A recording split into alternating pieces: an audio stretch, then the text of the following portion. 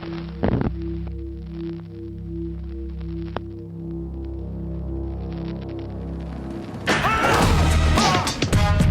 Bond.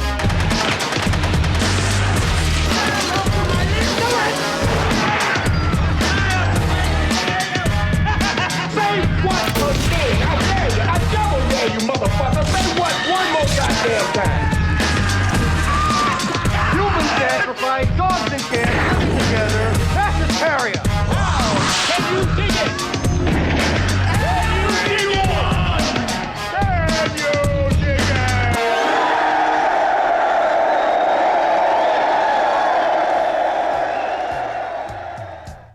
Hey guys, welcome back to the Lucid Nightmare. I'm your host as always, Jay Schatzer, and today I've got an odd one for you.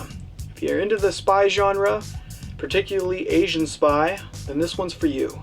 It is Hasuharu Hasabi's 1966 crazy flick, and it is Black Tight Killers.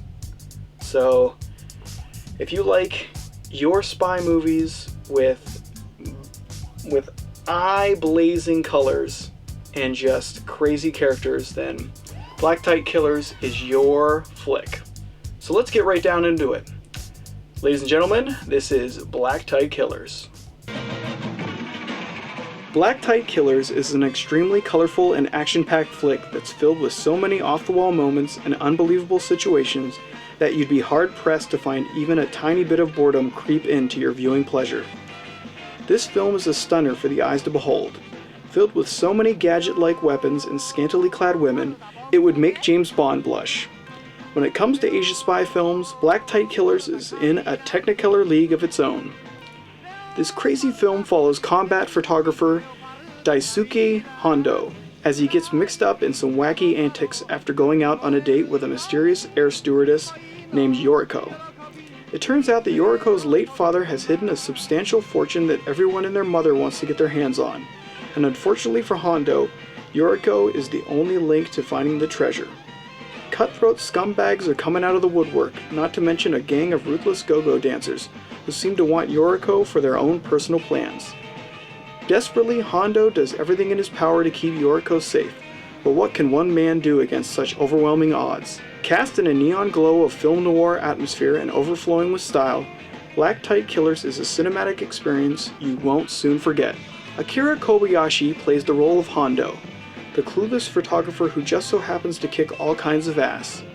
Finding inspiration from James Bond and various other secret agent type characters, Kobayashi gives Hondo a charismatic and likable demeanor that allows him to play the role of hero multiple times over the course of the film. In a series of unfortunate and highly entertaining events, Hondo is bounced from one wild battle to the next, always fighting to win back Yoriko from the bad guys or just simply trying to survive the moment at hand. Kobayashi has the screen presence and ability to pull off this demanding whirlwind of a role, and he does it with such grace and style that he makes the otherwise torturous events that he's partaking in almost seem effortless. I'll be looking for more films of his in the future. Other than Akira's outstanding presence in the film, the other heavy hitter of the story would be the gang of killer go-go dancers that constantly plague our main character. Armed with some of the most inventive weaponry to ever grace the screen, the simply named Black Tiger Gang puts the D in deadly. From ninja star-shaped records to exploding golf balls to vice-like thighs, this gang entertains every time they make an appearance to test Hondo's reserve. They make a formidable opponent for our hero Hondo, and eventually as the story unfolds, their malice for each other turns to mutual respect as both Hondo and the Black Tight Gang are forced to fight side by side in order to defeat a common enemy. The inclusion of the spirited gang of the Femme Fatales helps spice up the narrative and in the process cranks up the fun factor of this flick to a 10.